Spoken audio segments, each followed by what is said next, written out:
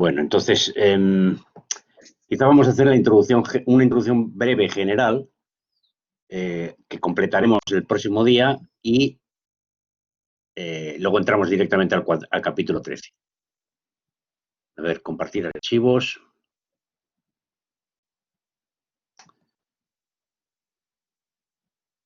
Las teorías de la... Bueno, un momento.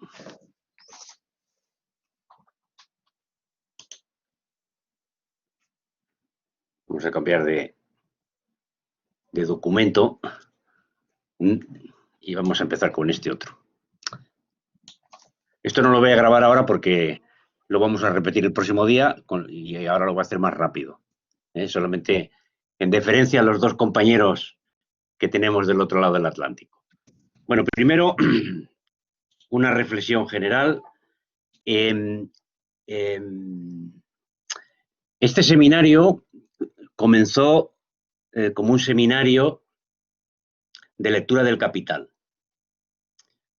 Pero una característica del Capital es que es una obra inconclusa y que está, en la medida en que existe, está disperso en un montón de manuscritos que Marx fue elaborando pues prácticamente desde los años finales de los 50 hasta prácticamente su muerte, que siguió escribiendo algunas cuestiones. En el cuadro de un libro de Enrique Dussel podemos ver la enorme cantidad de manuscritos, un manuscrito de 800 páginas, otro de 150, otro de más de 1000 páginas del año 62, manuscritos de 63, 65, la primera redacción del tomo 1 del Capital. Como sabemos, Marx tenía un proyecto muy ambicioso, que era hacer una crítica general y también particular a la economía política. En diversas cartas sabemos que tenía previsto publicar 5, 6, 7 volúmenes, dependiendo en cada momento. Al final, solo publicó la primera parte del primer volumen, porque lo que se conoce como el Capital es la primera parte de esa obra general que iba a del primer volumen de una obra general que iba a tener 6 o 7 elementos distintos. Estaba previsto, por ejemplo, un volumen sobre la teoría del Estado, otro volumen sobre el comercio exterior, volúmenes que nunca van a escribir. Este primer volumen, gracias a los manuscritos, pudo ser más o menos completado por Engels y después por Kautsky, con la publicación de lo que se llama el volumen 2 y el volumen 3, que en realidad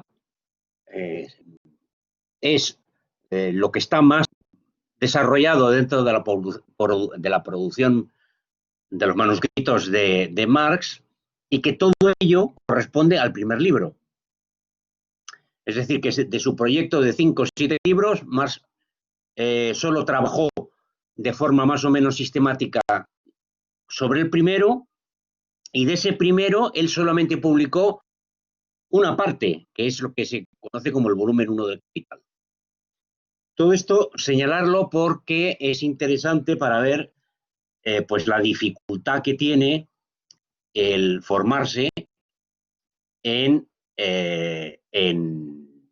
lo que podríamos llamar la economía política de Marx o la crítica de la economía política de Marx, que obliga a hacer una lectura, además del Capital, para entender realmente cuál es su proyecto, una lectura de los principales de estos manuscritos.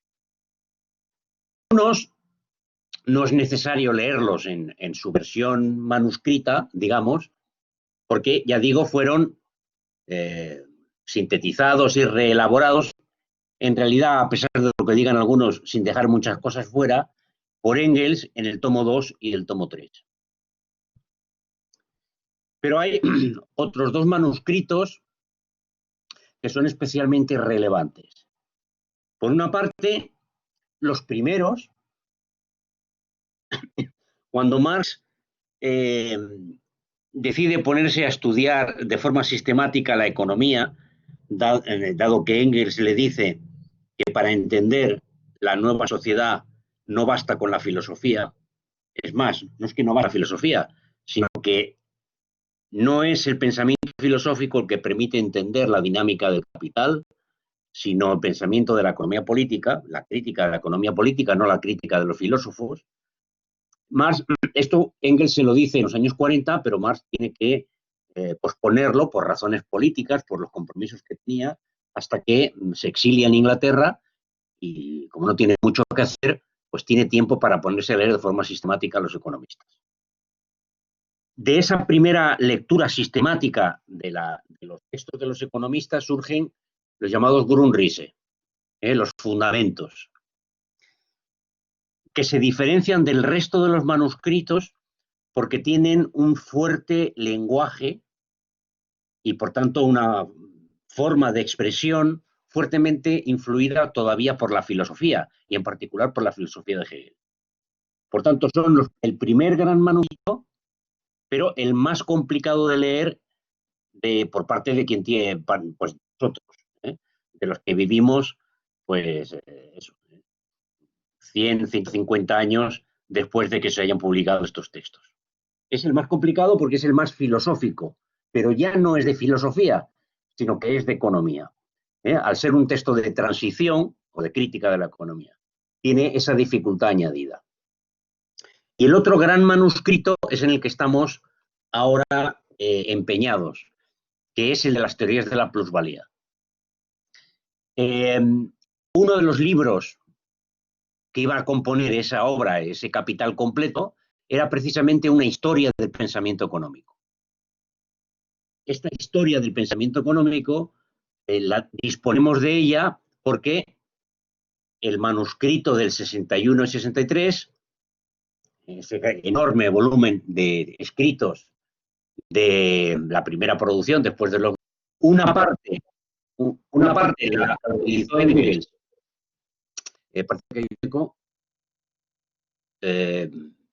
la utilizó Engels para publicar para el volumen 2 del Capital, y otra parte, la parte más importante, es lo que compone lo que se denomina la teoría de las plusvalías, la parte, digamos, de historia del pensamiento económico, que no es de historia del pensamiento económico, sino de crítica a los conceptos y a las teorías de los principales autores, sobre todo de Adam Smith y de Ricardo, pero también del resto de los autores de la escuela ricardiana, de los de izquierda, los de derecha, los autores que hoy podríamos denominar neoclásicos, que Marx denomina vulgares. Todos ellos son objeto, los principales autores de la época, son objeto de crítica en este manuscrito. Quien recopiló la primera versión parcial de las teorías de la plusvalía fue Kautsky, lo que se llama el cuarto, por eso se le llama el cuarto volumen del Capital, pero que en realidad es otro libro distinto dentro de la gran enciclopedia que es el Capital, respecto a los tres primeros, que son una unidad en sí mismo. Bien, este manuscrito, de forma más extensa, fue publicado por el Instituto de Marxismo, bueno, al principio se llamaba de Instituto Marx y Engels, después de Marxismo-Leninismo, después de que muriera Engels, Lenin de Moscú. Fue publicado en los años 30, en prácticamente toda su extensión, y esa es la versión de la que disponemos en español, con un problema respecto a los Grundrisse o a El Capital en sus tres volúmenes primeros, y es que de las teorías de la plusvalía, que parece un poco el hermano pobre de los manuscritos de Marx, pues prácticamente solo nos ya ha llegado una edición asequible, que es la de Fondo de Cultura Económica, traducido por Wenceslao Rosas, quien también tradujera el resto de los volúmenes del Capital para la misma editorial, Fondo de Cultura Económica. El problema es que si ya la traducción del Capital de Wenceslao, del Campanada de Wenceslao, pues deja algo que desear, la traducción de las teorías de la plusvalía la hizo deprisa y corriendo. Eso se nota, por ejemplo, con cierta insistencia en el capítulo que teníamos que tratar, lo que vamos a tratar hoy, que es el capítulo 12. Bien, el orden en el que estamos haciendo esta relectura del Capital, durante los años anteriores, para los nuevos os lo digo, empezamos con el volumen 1, lógicamente, seguimos con el volumen 2, leímos el volumen 3, ahora estamos leyendo el volumen cuarto, o teorías de la plusvalía, y entiendo que pues esta relectura de los manuscritos del Capital terminará, pues, o empezaremos el año que viene, si logramos terminar este año las teorías de la plusvalía, con la lectura de los Grundrisse, que ya digo es el texto más difícil de leer, porque es el que tiene un lenguaje más filosófico, más hegeliano. Con eso habríamos leído pues en la práctica totalidad de los manuscritos, aunque, como saben, ahora hay una que la síntesis de estos manuscritos que hicieron sobre todo Engels, para el tomo 2 y el tomo 3, pues es una selección que no termina de expresar bien lo que más estaba intentando expresar en esos manuscritos, y hoy está muy de moda pues acudir al manuscrito en bruto. El problema es que los manuscritos en bruto solo están disponibles en inglés y en alemán. No hay edición en español de la edición completa de las obras de Marx y Engels. Pero incluso aunque hiciéramos el esfuerzo de leerlo en inglés o en alemán, a mí me parece que no es tan importante los manuscritos en bruto como dicen, respecto a la información que aporta los manuscritos editados en forma de tomo 2 del Capital, tomo 3 del Capital, teorías de la plusvalía. Bien, la presentación es básicamente para situar dónde se encuentra pues, el papel de la teoría de la plusvalía, y ahora algunas cuestiones de tipo operativo, mientras cambio el documento.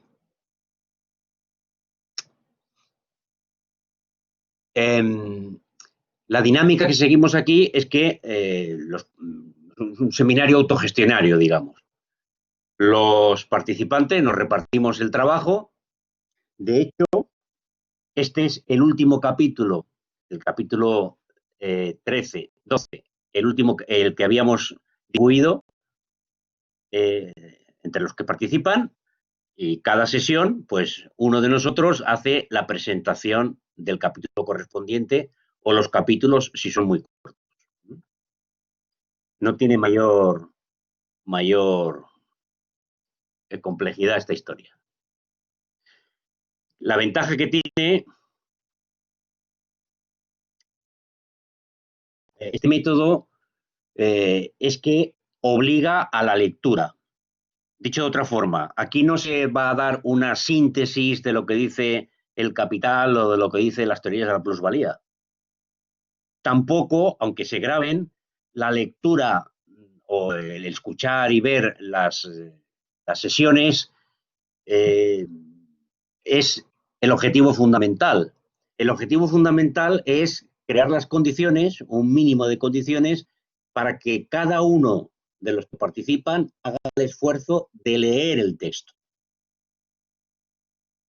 El objetivo es la lectura de las teorías de la plusvalía. Lectura compartida. Pero una lectura compartida, el primer paso es una lectura individual, que luego se comparte. Se comparte porque uno tiene que hacer la presentación de un capítulo, y el resto de los que participan y comparten, pues lo que hacen es discutir, plantear sus dudas, las cosas que no han entendido, y entre todos nos vamos a...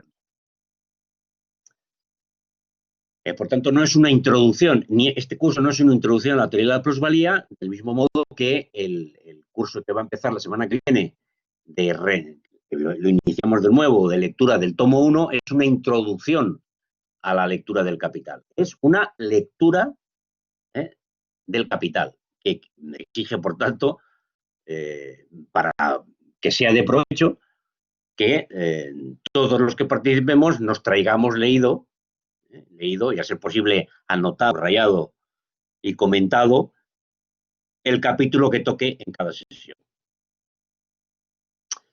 Bien. No entiendo por qué no se me comparte el capítulo 12. A ver. Aquí está. Bueno.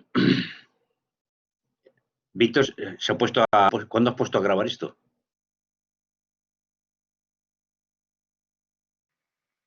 Lo he puesto al principio en base a que entiendo que se puede cortar la grabación antes de subirla a YouTube, si es lo que queremos. Incluso se puede dejar la explicación que has dado al principio como aparte para cualquiera que se incorpore o quiera verse los vídeos desde el principio. Otra pregunta que he hecho antes. Oye, lo que has mostrado anteriormente de la cantidad de manuscritos escritos, sí, ahí no se recogen artículos para los distintos diarios, ¿verdad? Ni las cartas. No. Las cartas entre Marx y Engels y Kugelman y todo lo demás son otra cosa. Esos manuscritos es el trabajo personal que hizo Marx para aclararse él y poner en limpio, y sabemos que lo único que puso en limpio es el primer volumen del Capital, el primer volumen, que es la primera parte del primer tomo del Capital, en materia de economía política. Esos son las notas que él iba tomando de lecturas, las ideas que le iban surgiendo, etc.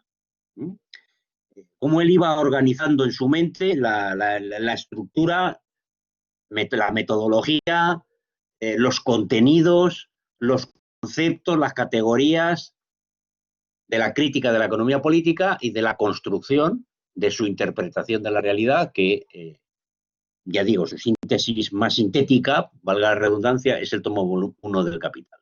Otro material, como puedan ser las dudas y los comentarios que se hacían mutuamente Engels y Marx, o los comentarios que Marx hacía a otros, a Lassalle o sobre todo a Kugelman, sobre cómo iba avanzando en su interpretación, en su comprensión de la economía política, eso es aparte. Pero, sin duda, obviamente, esos otros materiales ocupan un espacio mucho más reducido. Son en total 400, unos 300 o 400 páginas, no es más. Y aquí estamos hablando de miles de páginas de manuscritos. A mí me llamaba más la atención, más que las cartas, los artículos, como para el New York Tribune, que son interesantes, los análisis políticos históricos que hacen en cada momento Marx o Engels. Por eso preguntaba, porque eso sí que me parece que puede que sean más páginas. Bueno, no divaguemos. Hablando de la economía política y de la crítica de la economía política.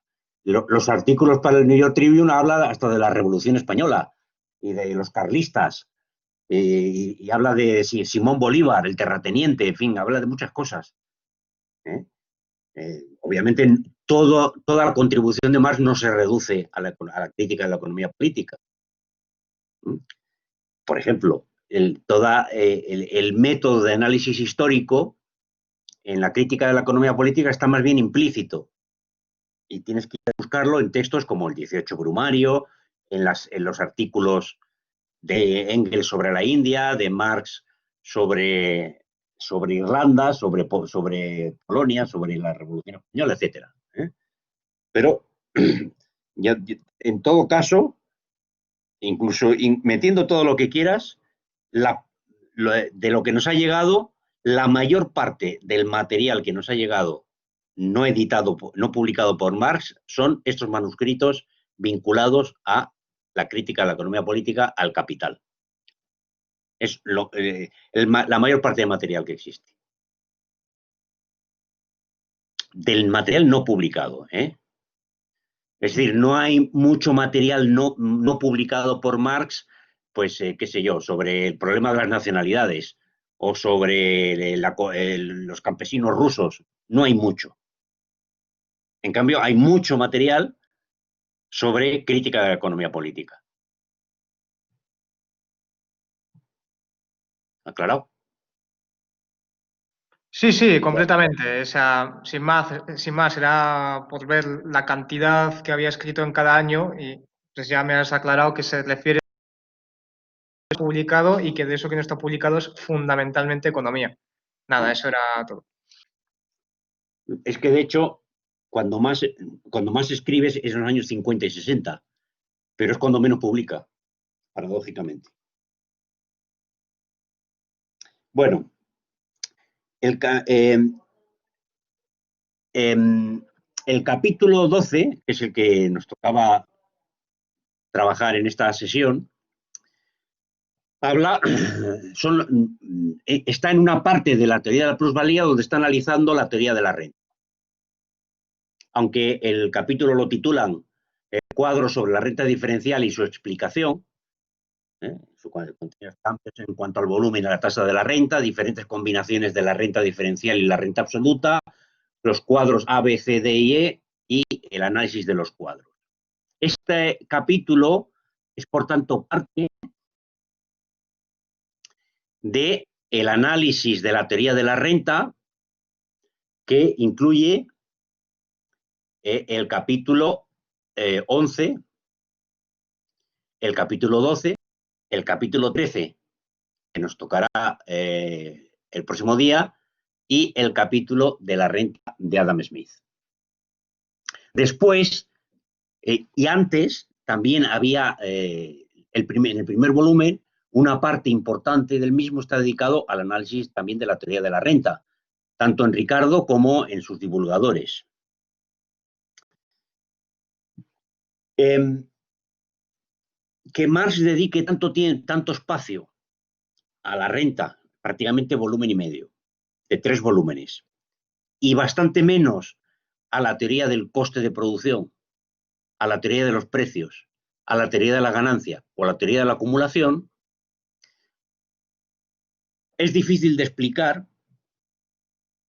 pero probablemente estriba en que Marx, de las primeras cosas que descubre al analizar a los economistas clásicos y en particular al más importante de ellos, a David Ricardo, rápidamente descubre un fallo en un componente esencial de la teoría de este autor, que es la teoría de la renta. Ricardo niega la existencia de la renta absoluta. Solamente afirma la existencia de la renta diferencial. Renta que se origina, como su propio nombre indica, en la diferente calidad de las tierras. El hecho de que se cultiven tierras cada vez de menor calidad, en la medida que aumenta la población, a pesar de que se intensifiquen los cultivos, hay que ampliar el número de cultivos porque la población crece muy rápido, se utilizan tierras menos productivas, pero como toda la producción hay que venderla, el precio tiene que ser suficiente para cubrir los costes de la tierra menos productiva. Con lo cual, en la tierra más productiva, el precio de venta, el precio del trigo será el mismo para cualquier tipo de productor, pero los que disponen de tierras más productivas tendrán un excedente, que es lo que constituiría la renta diferencial. Esto es lo que ha venido explicando Marx en los capítulos anteriores y que Ricardo explica, entre otras partes, también en su teoría, en los principios, en el capítulo correspondiente a la renta. Marx, por el contrario, ya nos ha dicho en los capítulos anteriores que sí existe la renta absoluta. Y el problema y la identificación de esta renta absoluta o la no identificación de la misma por parte de Ricardo no es una cuestión técnica, sino una cuestión política. Marx nos ha dicho en capítulos anteriores que la renta absoluta no es el resultado de la diferencia entre el precio de venta y el coste de producción.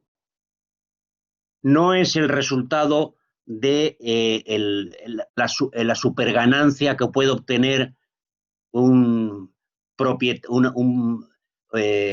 de unas tierras más productivas que otras. No, no, no.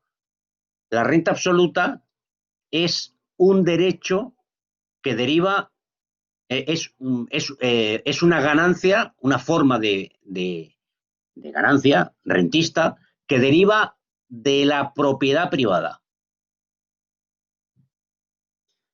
Es decir, toda tierra, por el hecho de ser propiedad privada, de ser apropiada privadamente, garantiza a su propietario el derecho a una renta. Así dicho rápidamente, es la idea de Marx de cómo se genera la renta absoluta. Pero claro, esto aparentemente entra en contradicción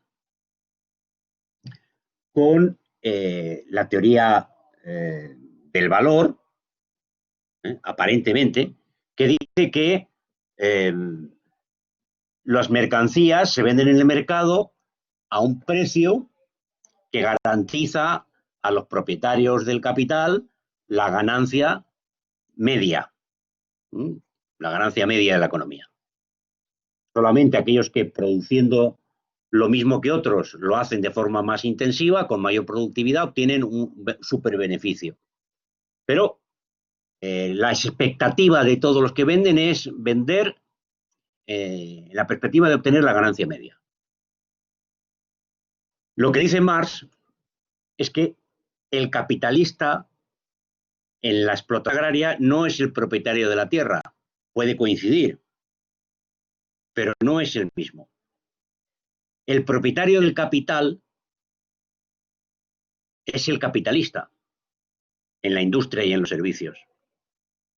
Pero el propietario del capital, de los tractores, de la mano de obra, de los jornaleros, del capital variable, los jornaleros que trabajen, los asalariados que trabajen en la tierra, no es el propietario de la tierra, ese es el terrateniente, el propietario de la tierra. Es el arrendatario, el que pone en cultivo la tierra contratando trabajadores y comprando equipo, el capitalista agrícola. Le digo, puede coincidir, pero lo normal en la época de Marx, en Inglaterra, que es lo que él está estudiando sobre todo, es que el terrateniente no sea el que explota la tierra. Y lo que caracteriza a la agricultura inglesa, por eso es la más avanzada de su época, es que el arrendatario, el que le alquila las tierras al terrateniente y por tanto se obliga a pagarle una renta absoluta, en Inglaterra va a explotar esas tierras con un método capitalista. Es decir, contratando trabajadores, comprando capital y obteniendo él la ganancia media. Por eso, en la exposición de los principales conceptos que vemos en la teoría de la plusvalía, Marx comienza explicando el precio de costo. Capítulo 10, teoría de Ricardo y Adam Smith sobre el precio de costo. Para afirmar que el precio de costo incluye la ganancia media. El precio de coste es lo que le cuesta al capitalista la fuerza de trabajo, capital variable, el capital constante, es decir, la maquinaria, las materias primas, los insumos, y la ganancia media. Esta idea de precio de costo que Marx presenta, por cierto, no es muy diferente de la teoría del precio neoclásica. Muchos neoclásicos incluyen también, muchos economistas vulgares de hoy, también aceptan que en el precio de coste se incluye la ganancia, el beneficio. Bien, definido así el precio de coste, diciendo el precio de coste incluye el beneficio del capitalista, Marx después desarrolla la idea de la renta absoluta. Dado el precio de coste, el precio de venta del producto agrícola y también minero, es decir, de toda aquella explotación donde se utilice la tierra de una forma o de otra para extraer minerales o para cultivar encima de ella. En la medida en que esa tierra sea propiedad privada, además del beneficio de la explotación capitalista, va a generar una renta absoluta. En la medida en que haya tierras agrícolas o minas de carbón, de hierro, de lo que sea, con diferentes productividades, minas más ricas y menos ricas, tierras más fértiles y menos fértiles, aparecerá la renta diferencial. Y a partir de aquí, de tener claro lo que es el precio de costo, la renta absoluta y su diferencia respecto a la renta diferencial, Marx, en su teoría de la plusvalía, analiza cómo ven los clásicos el concepto de plusvalía, a partir de ahí el concepto de ganancia y finalmente, que es en los capítulos más interesantes, que son en los capítulos 15 en adelante, la teoría de la acumulación.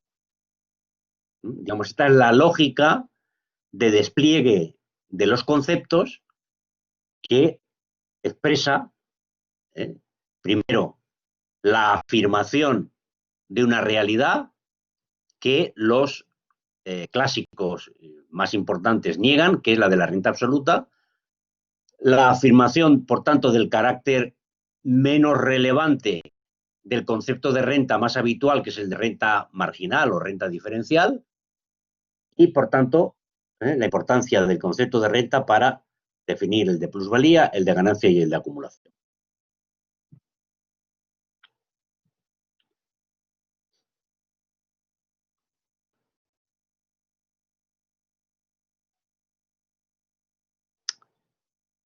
Bien,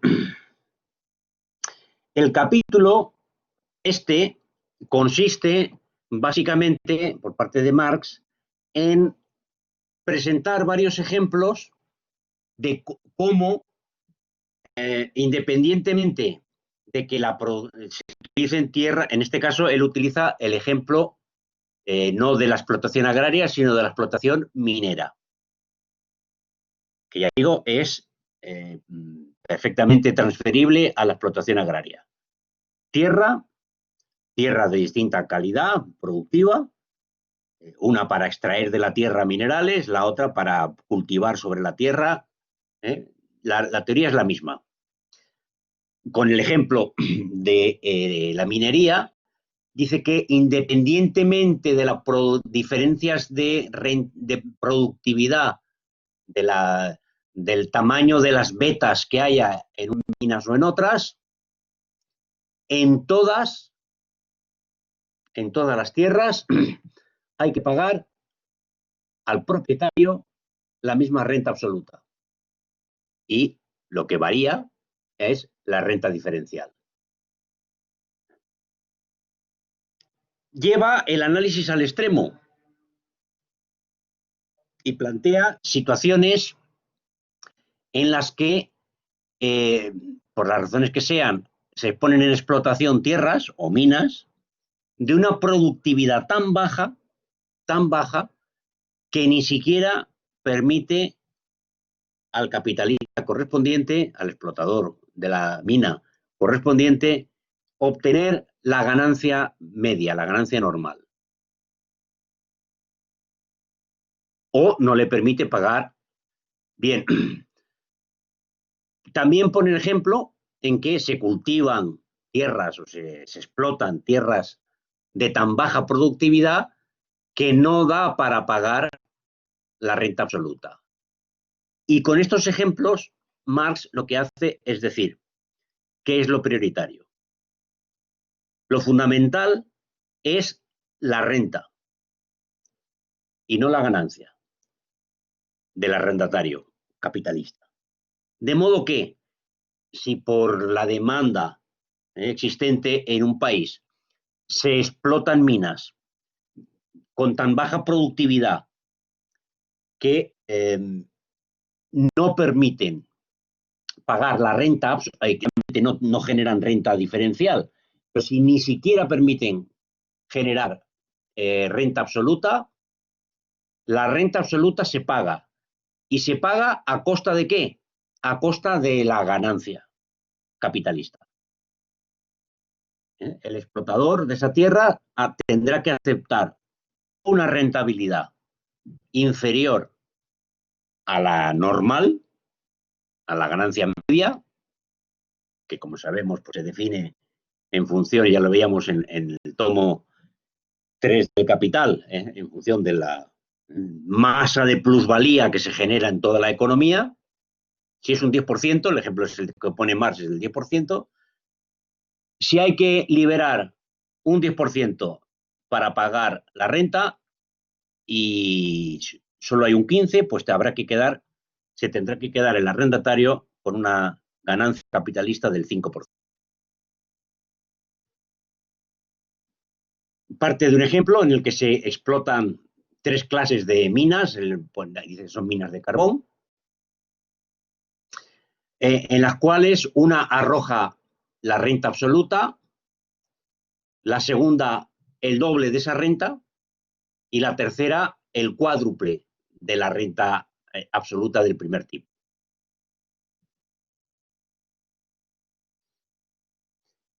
Si en esas condiciones se pone en explotación un cuarto tipo de mina, que resulta, pues de pronto se descubre una mina mucho más productiva, con mucho más carbón por tonelada extraída, con un rendimiento superior al de 1, 2 y 3, de tal tamaño que permite suprimir la explotación menos productiva, que era la 1, pues se sigue produciendo la misma cantidad, solo que quien deja de generar renta diferencial ahora es la mina de menor productividad, que ya no es la 1, que ha desaparecido, porque es la 2.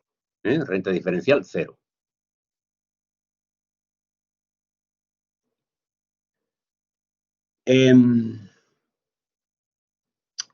A continuación, él sigue pensando qué ocurre si suponemos que aumenta la demanda, y aumenta la demanda tanto que hay que volver a poner en explotación de nuevo la mina 1, que se había cerrado.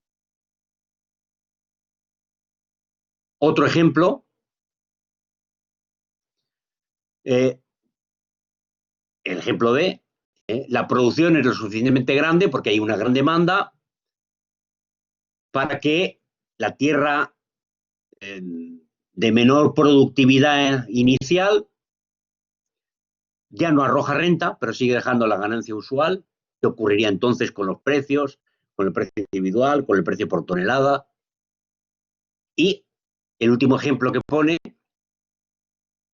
es que el precio baja, el precio de venta, de modo que la primera tierra desaparece de la producción, pero incluso desaparece lo que quedaba de la producción de la de segunda categoría, de segundo nivel de productividad. Bueno, eso es lo que explica en la página 236.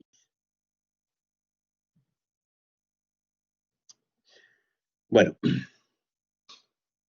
estos cuadros, que más en el texto que tenemos de la traducción de Fondo de Cultura Económica, van apareciendo uno luego otro. En la edición original del manuscrito y por tanto en la edición alemana de este manuscrito, Marx hay un momento en que dice, bueno, voy a poner todos estos cuadros en una única página. Y la tabla A, la B, la C, la D y la E las sintetiza y las amplía de esta forma, si os fijáis en el texto que tenemos en el manuscrito, en el Fondo de Cultura Económica, no aparecen todas estas columnas. Por ejemplo, en la página 235, donde está la tabla C, la tabla D y la tabla E, por cierto, hay un error en la asignación de las columnas, porque donde dice, la columna que dice número de, como aquí, número de toneladas, los valores que vienen por debajo, en realidad son el valor individual en libras. En la que dice valor de mercancía por tonelada, en realidad el valor de mercancía por tonelada es el que aparece debajo del número de toneladas. Y el valor individual, es decir, están descolocados tanto en la tabla D como en la tabla E, no coinciden los números que aparecen con el título de la columna. Pero todas estas otras que sí aparecen en la hoja esa que está en la edición alemán, que os la pasé, sí que está sintetizado todos los valores. Claro, el problema que tiene también la lectura de este capítulo es que Marx habla del precio en libras. Claro, la libra es una cosa un poco liosa, porque una libra esterlina, así son los ingleses que le vamos a hacer, en la época de Marx estaba compuesta por 12 chelines. Y cada chelín estaba compuesto por 20 peniques. Por tanto, una libra son 240 peniques. Un chelín, 20 peniques. Una libra, 12 peniques. Al no utilizar el sistema decimal, Marx se ve obligado, aunque las tablas que os he puesto aquí, es sistema decimal, esto es 1,8 con 33 libras, es una libra esterlina, y luego 0,8 libras esterlinas. En 0,8 libras esterlinas hay unos cuantos chelines que no llegan a una libra y unos cuantos peniques, 0,83. Pero Marx lo hace con quebrados, con fracciones. Es decir, para elaborar estos gráficos debió pasar el hombre pues semanas para calcularlos de forma que no hubiera ningún error. Y ahí aparece pues 119 con un sexto, 137 con 7 octavos, con 3 cuartos, con 7 doceavos. Es el problema de la descomposición de la libra esterlina en moneda fraccionaria de menor valor.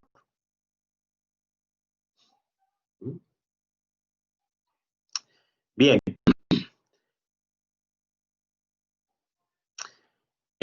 Toda esta complejidad, que ya digo que tiene el problema añadido de que en la edición en español pues no nos presenta esa hoja que aclara un poquito la explicación,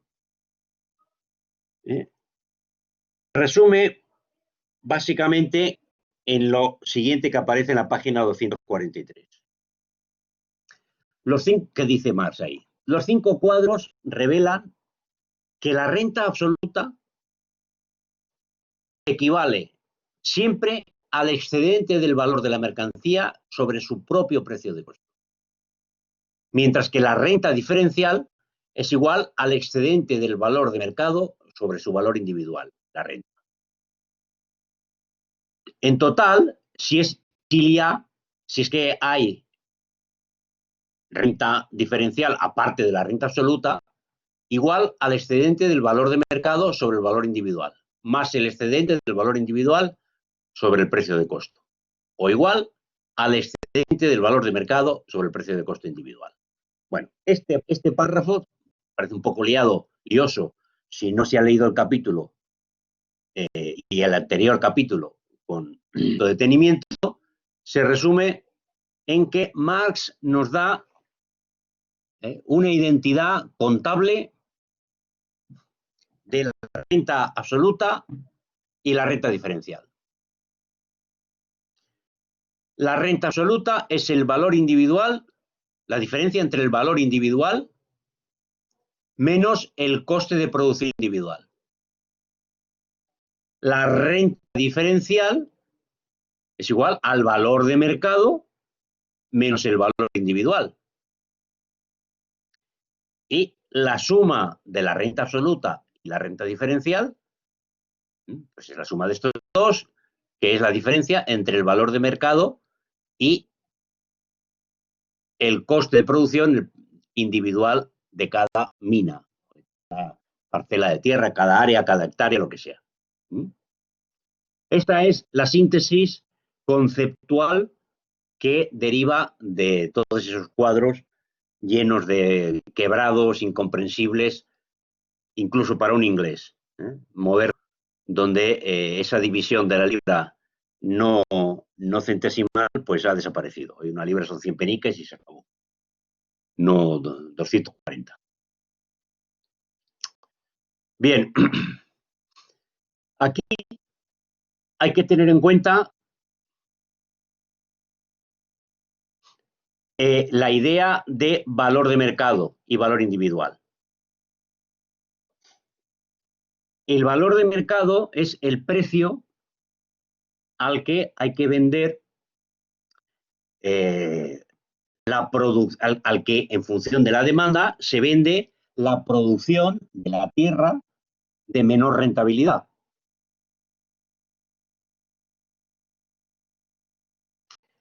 Por tanto, las únicas minas, los únicos agricultores capitalistas que son capaces de generar renta diferencial son aquellos en los que su productividad es mayor. Por lo tanto, en los que cada libra invertida en la producción genera más trigo o más carbón. Es decir, aquella en la que el valor individual es más bajo. El valor de mercado es el valor individual más alto. Es decir, en aquella mina que por cada libra invertida aporta menos carbón. Por eso, en los ejemplos,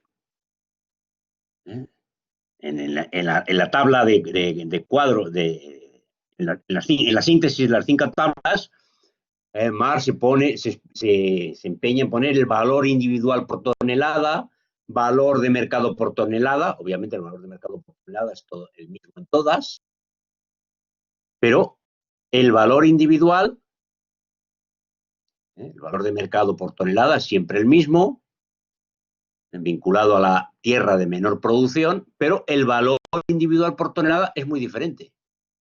En este caso, vemos que la renta diferencial es cero, le da un valor negativo, ya dice en el texto. Cuando el valor es negativo, quiere decir que no hay renta diferencial. Pero la renta absoluta hay que pagarla. Se paga con la ganancia del capitalista que está en el precio de coste.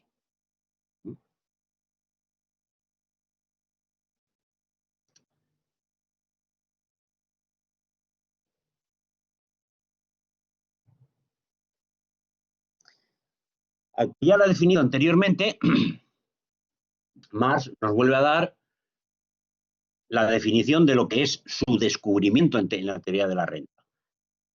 La necesidad de que, por el hecho de que la tierra es propiedad privada, genere, y por el hecho de que se diferencia el propietario de la tierra del explotador, de la empresa minera o del agricultor arrendatario, Que él, insisto, cuando piensa en un agricultor arrendatario, no piensa en un pequeño campesino que alquila unas tierras al terrateniente. Eso es el antiguo régimen. Él piensa en el arrendatario capitalista, el que alquila las tierras para hacer una explotación moderna, capitalista de esas tierras. Pero obviamente tiene que pagar una renta. La renta absoluta sube o baja en cuanto al volumen, en cuanto al monto, en proporción al capital invertido en la agricultura. Aunque él está hablando de la minería, en el texto, los cuadros hablan de las minas de carbón, en el texto se refiere directamente a la agricultura. Sube o baja en función de la inversión que se ha hecho en la tierra, de los volúmenes de capital invertidos en las tierras de tipo 1, 2 y 3. La tasa de esta renta absoluta, es decir, el peso que esta renta absoluta tiene en el total del valor de la producción agrícola o minera, puesto que es totalmente independiente de la diferencia existente entre el valor y el precio de costo, diferencia que a su vez se determina por la composición orgánica del capital agrícola, por el modo de producir y no por la tierra misma, nada tiene que ver con la magnitud del capital invertido.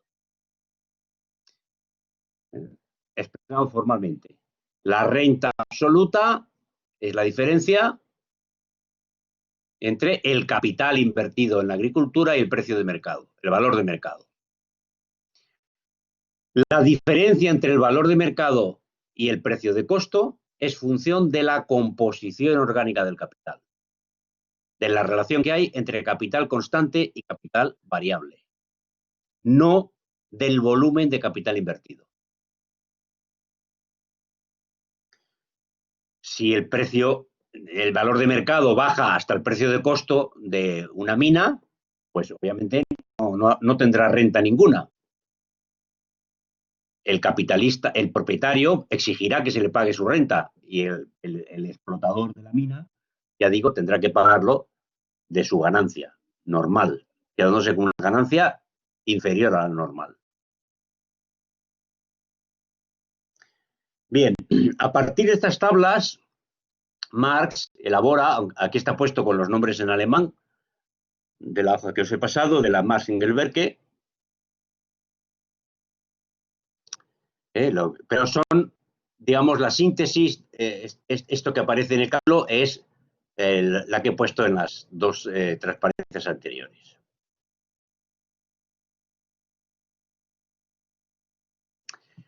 Lo que nos viene a decir Marx en su reflexión es que las variaciones en los precios generan variaciones en la renta.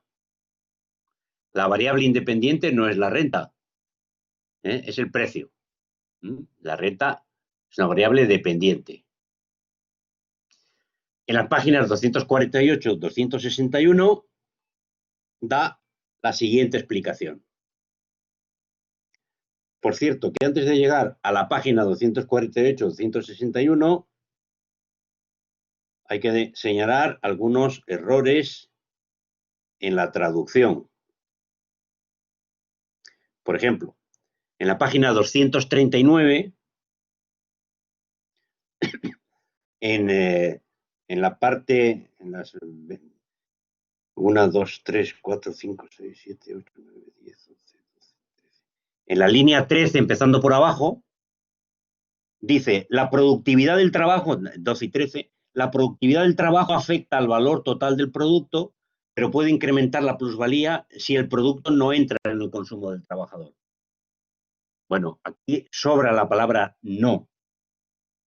En la edición en alemán dice, la productividad del trabajo no afecta al valor total del producto, pero puede incrementar la plusvalía si el producto entra en el consumo del trabajador. No sé de dónde se sacó Wenceslao Roces ese no, porque lógicamente, si aumenta la productividad de un bien, por tanto baja su valor, y ese bien es un bien salario, el valor del salario desciende en la proporción que se componga de ese bien. Si el producto entra en el consumo del trabajador, entonces sí que incrementa la plusvalía.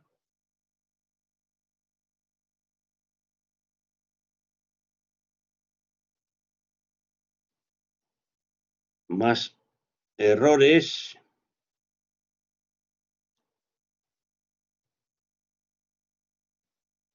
Bueno, los siguientes errores están ya en este apartado.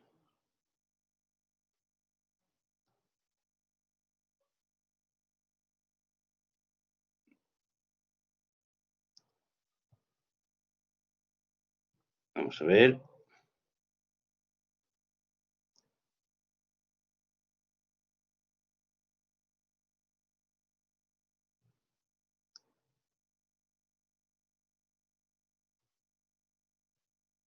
Bueno, ya luego los comento. Al final de este apartado. Bien.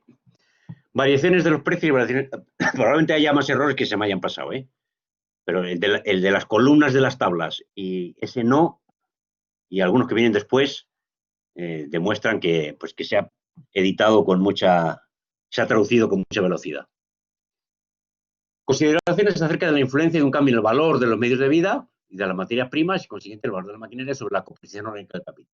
Recordemos la composición orgánica del capital influye en la diferencia, en la tasa de la renta absoluta, la diferencia entre valor de mercado y precio de coste. Se supone que no se opera cambio alguno en cuanto a la constitución orgánica del capital, es decir, en cuanto al modo de producción que reduzca o aumente el volumen de trabajo vivo que debe emplearse, considerado en proporción al volumen del capital constante invertido. Se requiere el mismo número de trabajadores que antes. Los límites de la jornada de trabajo permanecen los mismos para elaborar el mismo volumen de materia prima con el mismo volumen de maquinaria, etcétera. O allí donde no exista materia prima alguna para poner en movimiento el mismo volumen de máquinas, herramientas, etcétera. Pero además de este primer punto de vista, que debe ser tenido en cuenta en cuanto a la posición orgánica del capital, hay otro, que es el del cambio de valor de los elementos del capital. Esta frase es muy interesante desde el punto de vista de lo que desarrolla en el volumen 3 del capital el concepto de composición orgánica. Recordemos que en el tomo 3 habla de, y en el 1 también, de composición técnica y composición orgánica. Y normalmente se suele considerar que cuando Marx habla de la composición orgánica, hace referencia a el valor del trabajo vivo y el valor del trabajo muerto, es decir, al capital variable y al capital constante. Y que la composición técnica es la composición física. Y aquí es justo al revés. La composición orgánica es la composición física, la relación entre el número de trabajadores, el número de horas y las máquinas que se emplea. Y dice, aparte de ese punto de vista, hay otro, ese primer punto de vista, que es el de la composición orgánica, hay otro en el que hay que considerar el valor de los elementos del capital, es decir, el variable y su valor, que sería la composición técnica. Como vemos, en la teoría de la plusvalía, o bien hay una confusión, porque así ya está también en alemán, esto es, aquí no se ha equivocado Wenceslao Rosses, o es una confusión, como son notas de Marx, no la dejó pasar, o realmente, cuando se habla de la composición orgánica del capital, hacemos referencia a la composición física. Y es lo más probable, porque Marx dice que la caída tendencial de la tasa de ganancia deriva de que cada vez se emplean menos trabajadores. Y son los trabajadores directos, los que trabajan directamente en la producción, los que generan plusvalía. No tiene nada que ver con el valor del capital variable. Le digo, esta es una un párrafo especialmente interesante dentro de este capítulo.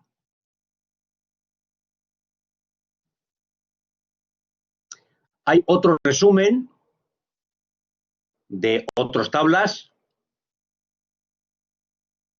en las que Marx ya ha pasado a considerar la vinculación de la producción agrícola con la producción industrial.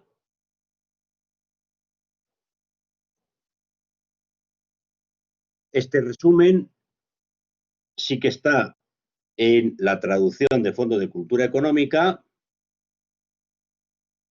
aunque aquí lo he ampliado.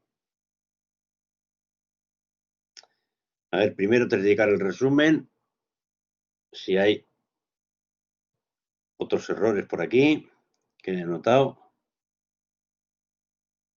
La traducción. Por ejemplo, en la página 267, en la línea 1, 2, 3, 4, 5, 6, 7, 9, 10, 11, 12 por abajo, dice, si el capital B igual a 40C más 60V, el valor del producto será igual a 130 y la ganancia 3 igual a 30. Ese 3, de nuevo, se ha colado. No existe en la edición Mann y no tiene ningún sentido. Habría que tacharlo.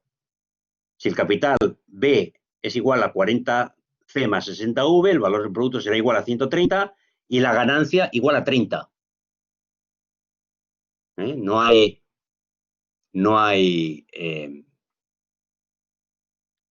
ningún 3 delante de ese igual.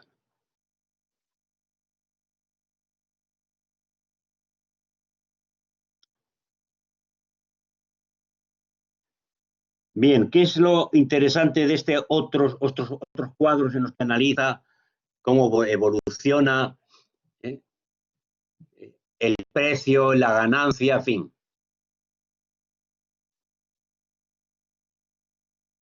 Aquí,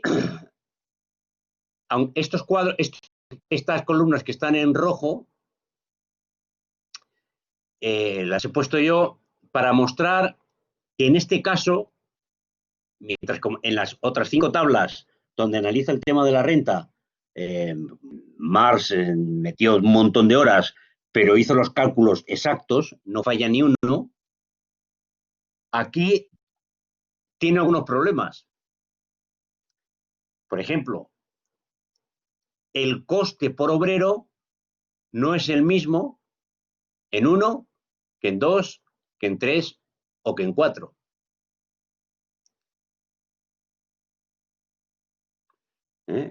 En 1 son 20 obreros y el capital variable, sus salarios, son 20 libras. Por tanto, un obrero cuesta 1 libra. En el segundo, dice, la inversión en capital variable es 25, pero el número de obreros se ha reducido a 18 y uno que trabaja 3/4 de tiempo. El coste por obrero es de 1,33. Lo mismo en la tierra 3, capital variable 15,8. Insisto, esto es en libras. 15 libras más 0,833 libras. Aquí tenemos la conversión. En las tablas, tal como las presenta Marx, habla de 15 libras y 15 19avos de libra. Y este 12, sí, 12 y un medio de libra, y media libra más. Este 15,833 son 15 libras y 15 19avas partes. 15 entre 19 son 0,8333. Con quebrados es todavía más complicado de entender. Pero en cualquier caso, el hecho es que un obrero tiene distinto, solamente tiene el mismo precio en 2 y en 4. La composición orgánica del capital es también diferente en cada una de las ramas, de las actividades.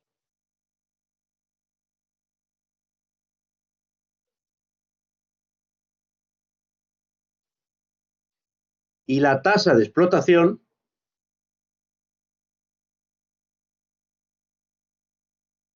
es del 100% en 1 y en 3, pero solo del 50% en 2 y en 4. ¿Qué quiere decir con esto? Bueno, pues que aquí hay muchas tablas. En estas, pues Marx no se ha lucido demasiado, porque no emplea la misma tasa de explotación para todas, ni el mismo coste del capital, variable en este caso, que vale distinto en distintas esferas de la producción. Pero lo relevante son las conclusiones que...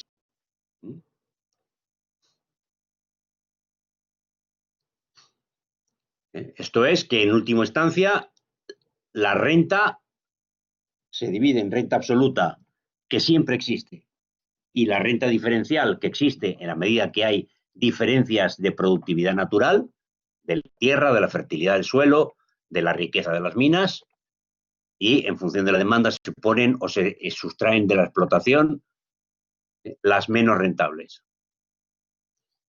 Y que las variaciones en la composición orgánica del capital y, por tanto, en los precios, determina variaciones en la renta que se obtiene.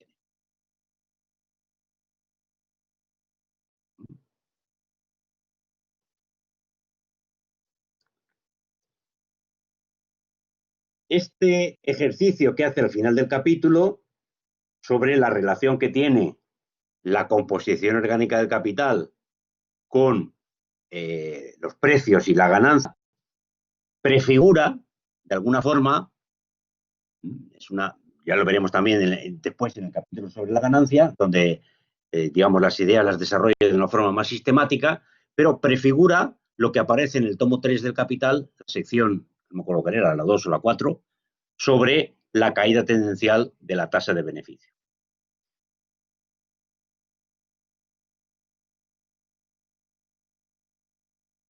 También señalar, por ejemplo, cómo en este capítulo Marx entiende que la oferta y la demanda existen, obviamente, e influyen, pero, a diferencia de lo que dice la teoría neoclásica, lo que nos muestra Marx, igual que ocurría con la teoría cuantitativa del dinero, que no es la cantidad de dinero la que determina la cantidad de los precios, sino que es la cantidad de los precios la que determina la cantidad de dinero dada la velocidad de circulación que se precisa. Pues aquí lo mismo, en la página 263, al final, dice: esta baja del precio, ha estado analizando la variación de los precios como consecuencia de las variaciones en la composición orgánica del capital, y dice: esta baja del precio hará que la oferta se nivele con la demanda. Los precios no están determinados por la oferta y la demanda. Los precios y la variación de los precios en función de la productividad, la composición orgánica del capital, etcétera, determina el movimiento de la oferta y la demanda.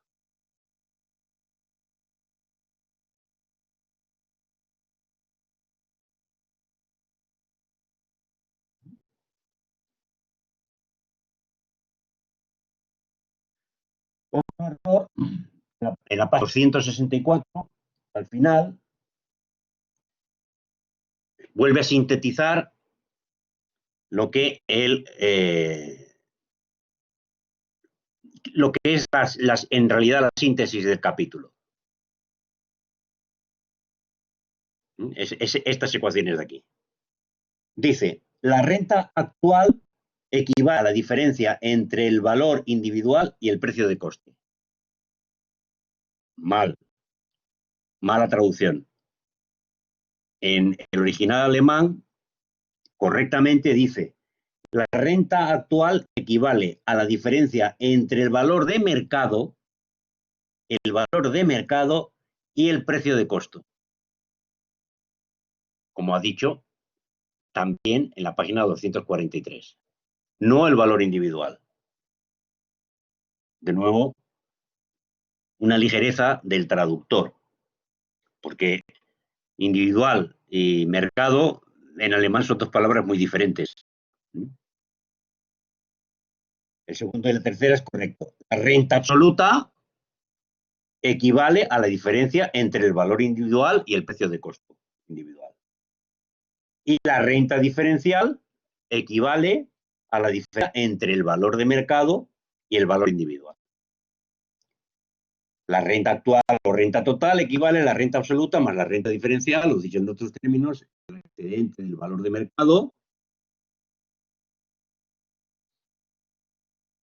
sobre el valor individual sumado al excedente de este sobre el precio de costo equivalente. En otras palabras, a la diferencia entre el valor de mercado y el precio de costo.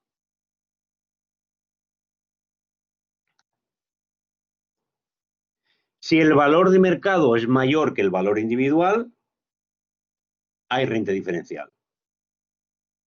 Si el valor de mercado es menor que el valor individual, es decir, trabajamos en una mina o tenemos en explotación una mina muy poco productiva, pero mayor que el precio de costo, la renta diferencial es cero, se expresa con signo negativo, y la renta total será la renta absoluta. Si el valor de mercado equivale al coste de producción individual, estamos en una explotación tan poco productiva que nuestro valor es tan alto por unidad de producto que el precio al que se vende en el mercado coincide con nuestro coste de producción, pues lo único que habrá es la renta del capitalista. Perdón, la ganancia del capitalista. No habrá renta ni absoluta ni diferencial. Pero el alquiler de la tierra hay que pagarlo. Habrá que pagarlo a costa de los beneficios normales, que se convierten en subnormales, del explotador capitalista, del arrendatario capitalista de la tierra o del explotador capitalista de la mina.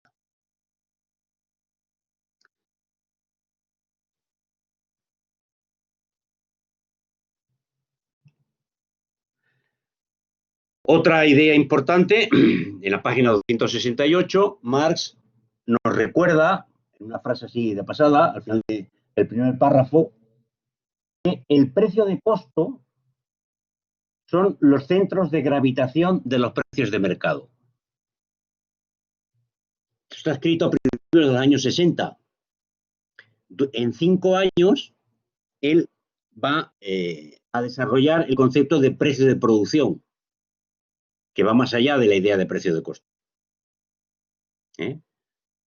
Los precios de mercado fluctúan en torno a los precios de producción. Los precios de producción son aquellos que suministran la misma rentabilidad a cada unidad de capital invertido, sea en capital constante o en capital variable. La rentabilidad media.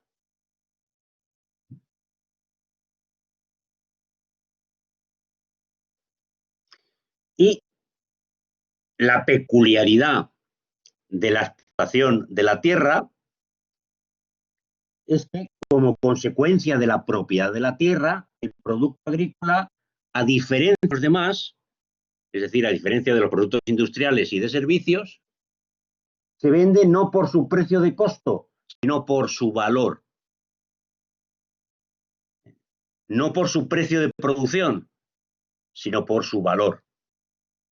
Esta diferencia es importante y, de hecho, pues recientemente se ha vuelto a llamar la atención sobre la misma para intentar analizar formas nuevas de renta que derivan no de la actividad de producción, sino de la propiedad.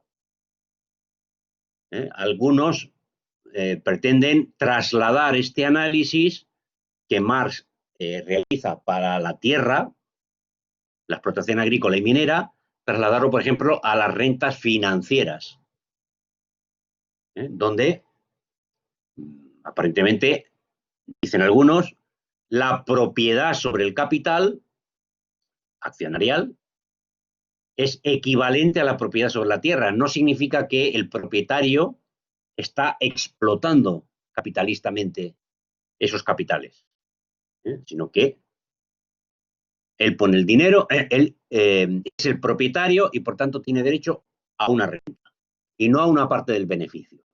Bueno, pues esta es una de las reflexiones de las controversias teóricas que hoy en día intentan adaptar esta teoría de la renta de la tierra a la realidad del capitalismo financiarizado, etc. Bueno, pues aquí la explicación del capítulo. El siguiente capítulo termina con la explicación de la crítica a la teoría de la renta de Ricardo. De hecho, vuelve a muchos de los temas que ha tratado en este y en anteriores capítulos. El siguiente habla de la teoría de la renta de Adam Smith y con ello termina la explicación sobre la teoría de la renta.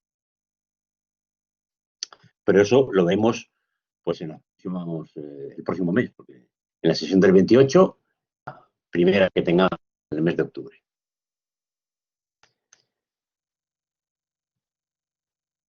¿Algún comentario, alguna cuestión? Sí, con respecto a esto último que decías sobre la supuesta renta financiera, yo entiendo que, como dices, no es una renta como tal porque forma parte de los beneficios. Aunque bueno, la renta también se extrae de los beneficios. La cuestión es, Marx nos habla de tres grandes clases: obreros, capitalistas y terratenientes. Y yo no veo razones para entender que la clase terrateniente haya desaparecido. ¿Se podría hablar de estos poseedores de capital que no se involucran directamente en la producción, casi, ¿no? Estos banqueros a veces o fondos de inversión, como una especie de terratenientes también? Donde, claro, Marx nos habla de beneficio de empresario y de un beneficio propio de la propiedad del capital, en el tercer libro, en el tercer volumen del Capital. Entonces, ¿no da pie esto a pensar que efectivamente estos individuos dentro de la estructura de tres grandes clases funcionan como terratenientes? Sí, con una diferencia sustancial. Bueno, ese es el debate. Ese es el debate que en el mundo anglosajón levantaron, entre otros, lapadistas y también algunos coreanos. En la reunión del 2019 de la URPE salieron estas cuestiones. Si esto se puede utilizar para interpretar determinadas formas de renta en la medida en que las rentas en determinadas condiciones de productividad puede obligar a reducir, a aceptar una tasa de ganancia, una tasa de ganancia capitalista más baja, etcétera. Si esto se puede aplicar hoy en día a la relación, por ejemplo, centro-periferia o a el capitalismo financiarizado. Ese es un debate que está ahí, que no está cerrado ni mucho menos, pero esta reflexión un tanto olvidada hoy en día, porque la teoría de la plusvalía, ya digo, no tiene ni siquiera una traducción decente al castellano, ¿eh? como, como tienen, por ejemplo, en el siglo XXI el resto de los manuscritos. Esta teoría puede, obviamente, modificándola, porque no es lo mismo la tierra que no ha sido producida, sino que existe ahí de forma natural y es apropiada por el propietario privado, es privatizada, que el capital, que aunque sea como capital financiero, como capital accionarial, ya es el resultado de un proceso de producción, de organización del proceso de trabajo en forma capitalista. Bueno, eso habría que analizarlo, pero sin duda es un elemento que nos puede ayudar a clarificar cuál es la estructura de clases hoy en día, sin duda. Y esa estructura de clases no tiene las mismas características en Estados Unidos, donde los terratenientes han desaparecido. Ya lo decía en otro capítulo anterior, porque se han confundido. El propietario de la tierra y el explotador de la tierra es la misma empresa capitalista que en otras regiones, otros países.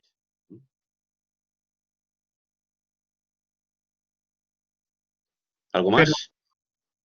con respecto a esto último, el hecho de que todos los trabajadores de la tierra, quiero decir, todos los que explotan la tierra de forma capitalista como arrendatarios, sean al mismo tiempo propietarios de la tierra, no veo que excluya el hecho de que haya una renta absoluta y renta diferencial, en el sentido, y sobre todo cada día más, de que también va a existir una serie de comparaciones en el mercado mundial. Lo hablo por el caso que comentabas de Estados Unidos, que aunque se dé esta confusión, no creo que sea razón para desechar la teoría de la renta. Bueno, en uno de los capítulos sobre Rodbertus, Marx ya decía que en la medida en que desaparece la figura del terrateniente, los propietarios de la tierra se comportan cada vez más como capitalistas y por tanto puede ocurrir que se integre todo el valor en el coste de producción, en el precio de producción, igual que ocurre en la industria y los servicios. ¿Mm? Mientras hay terratenientes, mientras hay un derecho a percibir una renta como consecuencia de un derecho de propiedad, esa renta se percibe siempre de otro. Mientras hay terratenientes, mientras hay renta, el propietario de la tierra, aunque la explote él capitalistamente, por supuesto que tiene una renta. Pero si desaparece la figura social del terrateniente, solo hay empresas capitalistas, la tierra está incluida en la producción capitalista.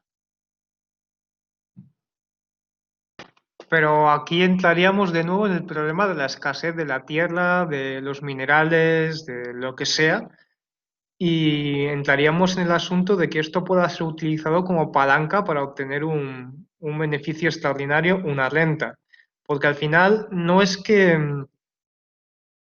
haya tierra para cultivar, sino que las tierras que podrían ser cultivadas al nivel actual de la demanda y dadas las condiciones para cultivarlas, no ofrecen un beneficio medio suficiente, ¿no? Es lo que estamos viendo, que las peores tierras son las que solamente arrojan la renta absoluta y una renta. Entonces, aun si todos fueran capitalistas, se seguiría entendiendo que pueden implementar este leverage, o sea, este poder de negociación, ¿no? Puede ser, sí, sí. Pero vamos, es una discusión que nos llevaría un poco lejos y ya no son horas. Pero sí, es una observación interesante, sí. La tierra es finita.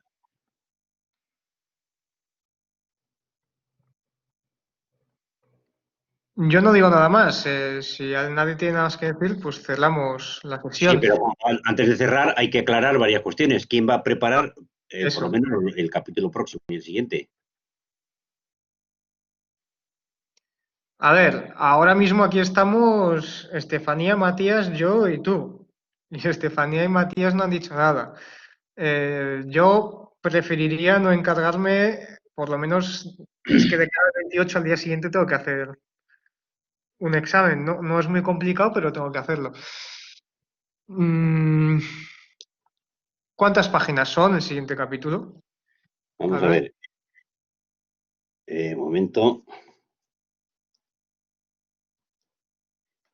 El capítulo final de la teoría de la renta final, premisa ricardiana de la inexistencia de la renta del suelo, paso a nuevas tierras, afirmación de la renta que no puede influir en el precio del trigo, concepción del precio natural, idea de Ricardo acerca de las mejoras en la productividad agrícola, van de la 277 a la 310. O sea, unas 40 páginas más o menos. Bueno, pues Y el si nadie. siguiente, la teoría de la renta de Ricardo, de Adam Smith, de la 311 a la 342, otras 30 más o menos, son más o menos parecidos. Unas 30 páginas cada uno. A ver, yo preferiría no encargarme del próximo capítulo, sinceramente. Pero Y si nadie se ofrece, ya lo haré yo. Estefanía y Matías entiendo que no se ofrecen, dado que no se oyen y no dicen nada. si Matías se va a ofrecer. Bueno, muchachos, Sí, disculpen. sí.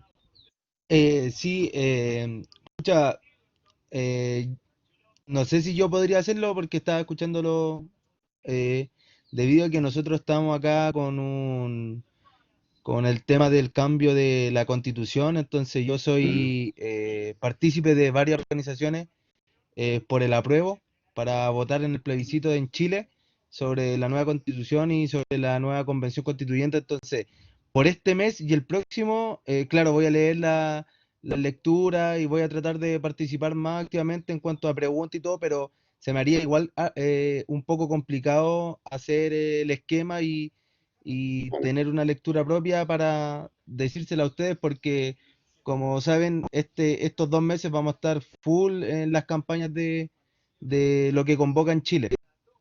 de acuerdo. Bien, tomamos la palabra, pero para más adelante tocará algún capítulo. O sea, en principio podemos quedar en que ya me encargaré yo, no obstante, comento por el grupo de WhatsApp. A ver, Oye, me encargo, si quieres, me repito, termino yo la teoría de Ricardo y te encargas tú de Adam Smith. El 28 sería la de Ricardo y el 12 de noviembre la de Adam Smith. bien, lo dejamos así entonces. Venga, Lo dejamos así. Además, me interesa lo de la renta absoluta. Perfecto. bueno, pues nada más por hoy. Muchas gracias por su asistencia y a los que no han asistido ya les tiraremos de las orejas.